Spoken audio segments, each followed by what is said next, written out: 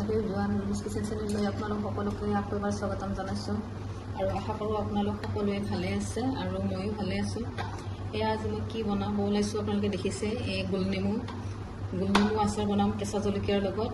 আৰু ইয়াতে মই মছলা আৰু তেল ব্যৱহাৰ নকৰোঁ, এনেকৈ বনাম।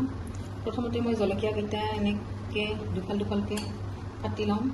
জলকীয়াখিনি আৰু নেমুখিনি আচলতে মই ধুই ৰ'দত শুকুৱাই লৈছোঁ অলপ, এইটো দেখুওৱা নহ'ল। এতিয়া এনেকৈ দুফালকৈ কাটি ল'ম।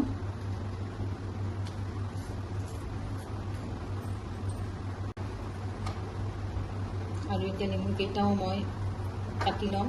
মই এটা নেমুৰ 8 টুকুৰামান কৰিম এনেকৈ। আপোনালোকে নিজৰ ইচ্ছামতে কৰি ল'ব পাৰে, কিমান ডাঙৰ সৰু লাগে।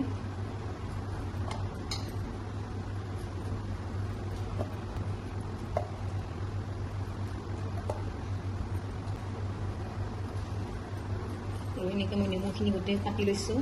আৰু মই 4টামান নেমু নাকাটো, এইকেইটা মই কি কৰিম আপোনালোকে চাই থাকক। এইকেইটা নেমু মই ধুনীয়াকৈ এনেকৈ দুটুকুৰকৈ কাটি লৈছোঁ। আৰু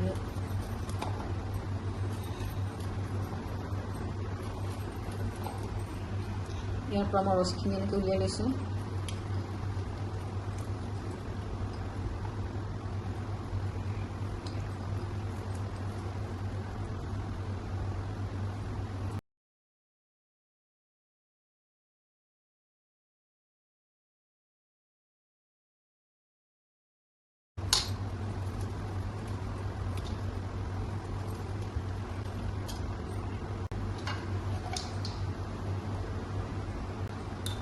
আৰু মই এতিয়া ইয়াতে নিমখ দি দিম।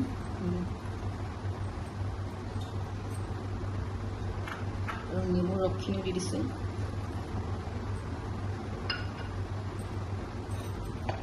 আৰু নেমুখিনি ঢালি দিছোঁ।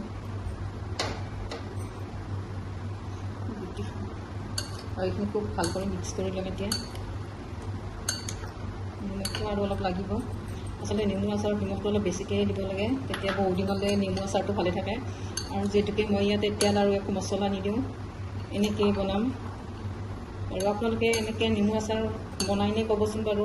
আৰু মোৰ ভিডিঅ'টো কেনেকুৱা লাগিল ক'ব। যদি ভাল লাগিল লাইক শ্বেয়াৰ আৰু এটা কমেণ্ট কৰি দিব। আৰু যিসকলে মোৰ ভিডিঅ'টো নতুনকৈ চাইছে, মোৰ ভিডিঅ'টো ছাবস্ক্ৰাইব কৰিব বুলি আশা ৰাখিলোঁ। আৰু এতিয়া মই এনেকৈ ৰাতি ঢাকন মাৰি থৈ দিম আৰু 3-4 দিন কাৰণে এনেকৈ ৰ'দত দি থাকিম। তাৰপিছত এটা বটলত ভৰাই থৈ দিম। নিমখটো আৰু অলপ লাগিব। গোলনেমু পেটৰ কাৰণেও খুব ভাল। কেতিয়াবা পেট বেয়া হ'লে ইয়াৰে অলপ আচাৰ খাই দিলে ভাতৰ লগত তেতিয়াও ভাল। সেইকাৰণে মই আকৌ তেল বা মছলা একো নিদিওঁ, অকল নিমখৰ লগতে বনাইছোঁ। এতিয়া মাজে মাজে ৰ'দত দি থাকিব লাগিব।